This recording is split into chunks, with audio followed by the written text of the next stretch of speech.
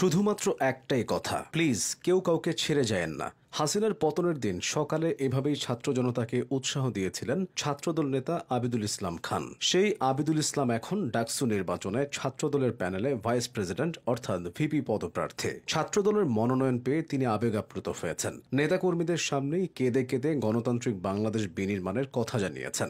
যেমন সুদর্শন তেমনই সাহসী। ছাত্রদলের হাজারো নেতার ভিড়ে আবিদুল ইসলাম খানকে সহজেই আলাদা করা যায়। রাজপথ থেকে টেলিভিশন টকশো, তিনি সবখানেই সমান সক্রিয়।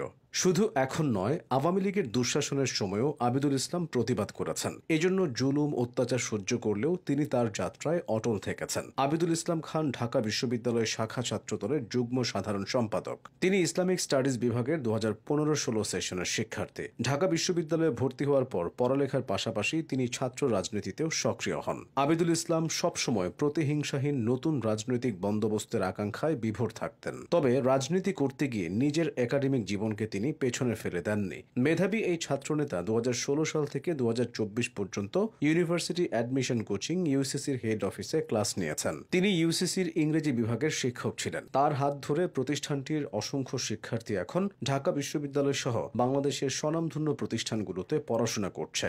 বিশ্ববিদ্যালয় জীবনের শুরু থেকে আবিদুল ইসলামকে নানা প্রতিকূলতা পাড়ি দিতে হয়েছে। 2018 সালের কোটা সংস্কার আন্দোলনে তিনি সরাসরি অংশগ্রহণ করেছিলেন। স্লোগান দেওয়া, টিয়ার গ্যাস খাওয়া, সবকিছু মিলিয়ে তার সে অভিজ্ঞতা ছিল তিক্ত। সেই আন্দোলন সরকার পর্যায়ে আলোচনার একটি পরিস্থিতি তৈরি করেছিল, যেখানে তৎকালীন প্রধানমন্ত্রী শেখ হাসিনা দাবি মেনে নিতে বাধ্য হয়েছিলেন। 2018 সালে কোটা বাতিলের যে পরিপত্র জারি হয়েছিল, 2024 সালের 5 জুন হাইকোর্টের রায়ের মাধ্যমে তা স্থগিত করে আবারও কোটা ফিরিয়ে আনা হয়। এই পরিস্থিতিতে অন্য সবার মতো আবিদুলেরও মনে হয়েছিল 2018 সালের অভিজ্ঞতার আলোকে এই আন্দোলনকে আবারও জোরদার করতে হবে। 24-এ যখন কোটা সংস্কার আন্দোলন শুরু হয়, তখন ছাত্রদলের সাথে যুক্ত থাকার কারণে বিশ্ববিদ্যালয়ের অনেকেই তাকে চিনত।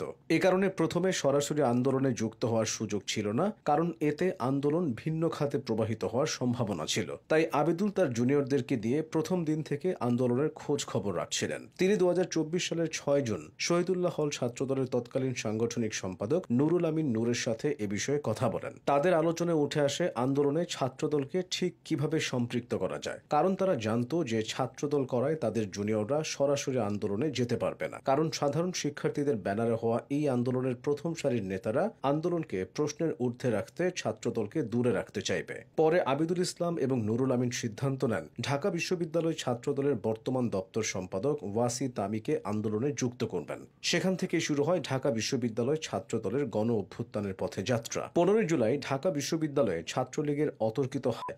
অন্য অনেকের মতো আবিদুল ইসলামও আহত হয়ে হাসপাতালে ভর্তি হন। জখম হওয়া পা নিয়েও আন্দোলনের পরবর্তী দিনগুলোতে আবিদুল রাজপথে নেমেছিলেন। যখন আন্দোলনে এক দফা তথা হাসিনার পদত্যাগের দাবি জোরালো হতে থাকে, তখন তিনি আরও উজ্জীবিত হতে থাকেন। 5 আগস্টের দিন সকাল 10:30টায় ঢাকা মেডিকেল কলেজের সামনে মানুষকে উদ্বুদ্ধ করতে তিনি বলেছিলেন, প্লিজ কেউ কাউকে ছেড়ে যায়েন না। আবিদুলের স্বপ্ন পূরণ হয়েছে, কেউ কাউকে সেদিন ছেড়ে যায়নি। হাসিনার পতনের পর তিনি শাহবাগের রাজপথে আনন্দের ঘুম দিয়েছিলেন। সে যাই হোক, আবিদুল ইসলামের নজর এখন ডাকসু নির্বাচনে। যদি তিনি ভিপি নির্বাচিত হন, তাহলে শিক্ষার্থীদের জন্য আবাসনের সংকট সমাধান এবং পড়াশোনার পরিবেশ ফিরিয়ে আনা এবং হলে খাবারের মান উন্নত করার জন্য উদ্যোগ নেওয়ার আশ্বাস দিয়েছেন। আবিদুল ইসলাম খান তার রাজনৈতিক পথচলায় সামনে কতদূর অগ্রসর হবেন তা সময়ই বলে দেবে।